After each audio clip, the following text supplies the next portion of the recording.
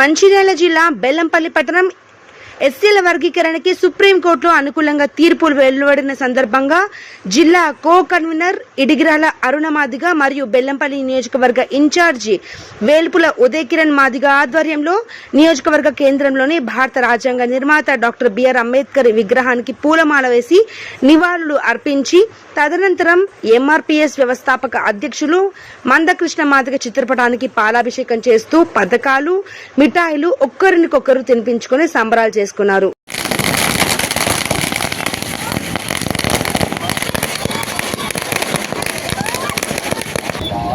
అంటే మాదిగ రిజర్వేషన్ పోరాట సమితి మాదిగల కోసం పోరాట సమితి కాదు, సంపన్న వర్గాల కోసం పోరాట సమితి.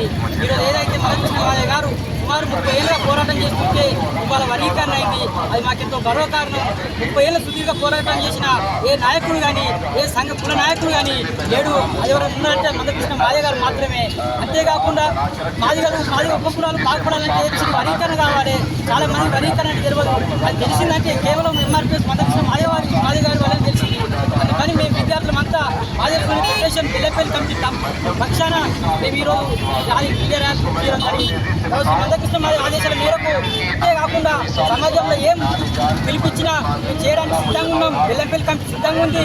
అంతేకాకుండా మందకృష్ణ మాదిగ గారు ఏ పోరాటం చేసినా మేము ముందుకు వస్తామని తెలియజేస్తూ, అంతేకాకుండా ఎంఆర్పీఎస్, ఎంఎస్పీ, ఎంఈఎఫ్ అందరి అనుబంధ సంఘాల ఆధ్వర్యంలో అనేక పోరాటాలు చేసినాం. అంతేకాకుండా కేసులో పోయినాం. కేసులో జైలు శిక్షలు భరించుకున్నాం. ఎందుకు జాతి బాగుపడితే మేము బాగుపడితేనే కదా జాతి బాగుపడేది. అతను 30 సంవత్సరాలుగా పోరాటం చేస్తున్నాడు. ఏదో పార్టీ కోసం పోరాటం చేస్తే ఎమ్మెల్యే, ఎంపీ, సీఎం అయ్యేవాడు. కులం కోసం పోరాటం చేస్తే కులం బాగుపడుతుందని ఈరోజు నిజంగా కులం కోసం పోరాడుతుంది. మొదట ఎంఆర్పీఎస్ అనే సంఘాన్ని స్థాపించింది. దాని తర్వాత 2 సంఘాలు వచ్చినాయి.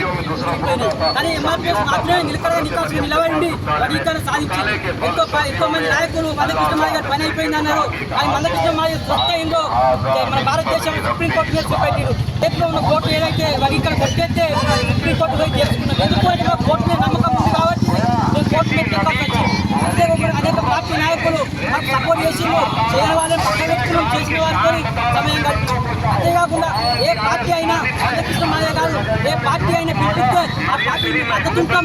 అంతేకాకుండా మందకృష్ణ మాదిగ అనేక కార్యాచరణ చేసినా దానికి మేము ముందుంటాం. చదువుకున్న విద్యార్థి ఉద్యోగాలు లేక మా అన్నలు, మా అక్కలు, చెల్లెళ్ళు ఇంటికాడ ఉంటున్నాం. అది తెలుసుకున్న మేము గత 5 సంవత్సరాల పోరాటం చేస్తున్నాం.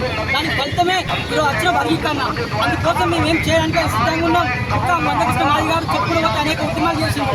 ఏది అట్రాసిటీ కేసులు కావచ్చు, విద్యార్థులకు పెన్షన్లు కావచ్చు, అంతేకాకుండా చెప్పులు పోతే వెళ్ళే రేషన్ కార్డు కావచ్చు, ఆరోగ్యశ్రీ కార్డు కావచ్చు, చెప్పులు పోతే అనేక పోరాటం చేసింది. కేవలం అది మాది కులానికి చెందినయా? లేదు, అన్ని కులాలకు, అన్ని సంపన్న వర్గాలకు చెందినాయి. అందుకోసం మేము ఎంఆర్పీఎస్ తరఫున MSF Madiga federation Bellampalli committee పక్షాన పోరాటం చేస్తూ ముగిస్తున్న జై మాదిగ.